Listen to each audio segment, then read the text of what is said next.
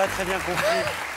Bonsoir Augustin, on reste dans le sujet avec un récit sur la jeunesse et une jeunesse qui se cherche dans la religion. Oui, La Barbe, ça s'appelle, c'est un très court récit, un tout petit livre autobiographique, très facile à lire, très sincère, très drôle, très fort à mon avis, parce que le parcours de cet homme qui s'appelle Omar Ben Lala, eh bien, il va parler à tous les jeunes qui se cherchent effectivement dans la religion. Alors c'est pas un livre sur l'islamisme ou sur la tentation du djihad, c'est pas non plus un livre anti-religion ou islamophobe, c'est juste le témoignage d'un homme qui a cru à un moment de sa vie que la religion pouvait tout régler, pouvait tout arranger. Et évidemment, on le sait, ça marche pas comme ça. Je sais pas ce que vous pensez, Abdelou Bidar, mais effectivement, quelquefois, un bon livre, c'est plus efficace qu'un grand discours.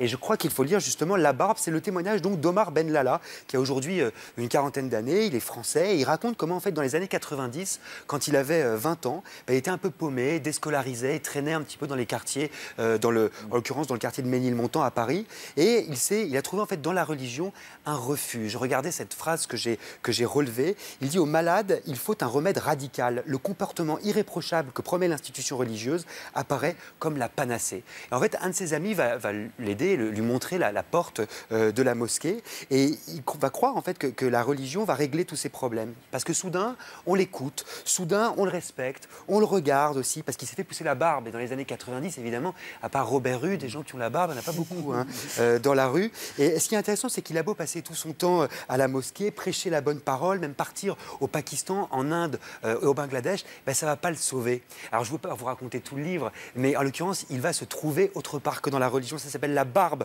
d'Omar Ben Lala, aux éditions du Seuil, dans la très belle collection Raconter la vie. Je crois que c'est un livre qui mérite d'être connu. Cadeau à nos invités. Merci Augustin.